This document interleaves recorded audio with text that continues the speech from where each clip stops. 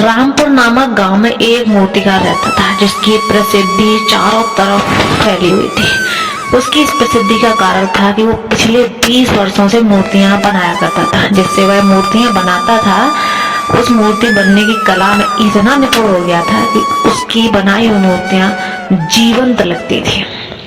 जब भी कोई व्यक्ति उसके द्वारा बनाई गई मूर्तियों को देखता तो वह उसकी प्रशंसा करने से खुद को कभी नहीं रोक पाता।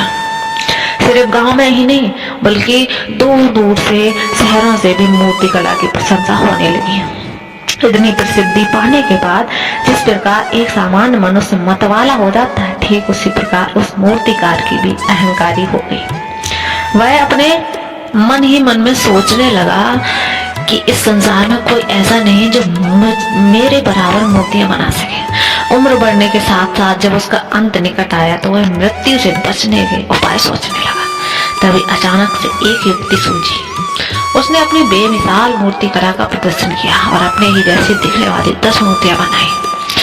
और जब भी यमदूत तो उसके प्राण हरने के लिए आया तो वह जाकर उन मूर्तियों में छिप गया। अब यमदूत बहुत परेशान हो गया कि यह सोचने लगा कि असली मूर्तिकार की पहचान कैसे करूं। वह चाहता तो मूर्तियों को तोड़कर उस मूर्तिकार की पहचान कर सकता था, लेकिन उसने कला का अपमान करना आवश्यक नहीं समझा। परंतु यमदूत जानता था कि मूर्तिकार अत्यंत अहंकारी है। उसने मूर्तिकार के अहंकार पर चोट लगने के लिए बोला, वास्तव में मूर्तियां बहुत ही बेहतरीन है, परंतु एक इनमें कमी रह गई है। यदि मूर्तिकार मेरे सामने होता तो मैं उस कमी को उसे बता देता। इतना सुनकर मूर्तिकार झल्ला गया।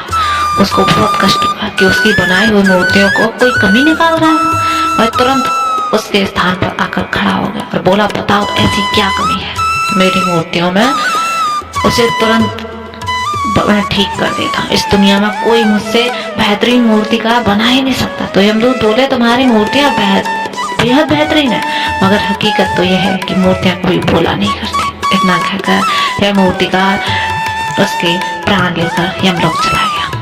दोस्तों, इस कहानी से हमें शिक्षा मिलती है कि अहंकार विनाश का सबसे बड़ा जड़ है। इसलिए कभी भी आप जीवन में कितने भी सफल हो जाए, लेकिन कामयाब हो जाए, पर अगर आप अहंकार करते हैं तो फिर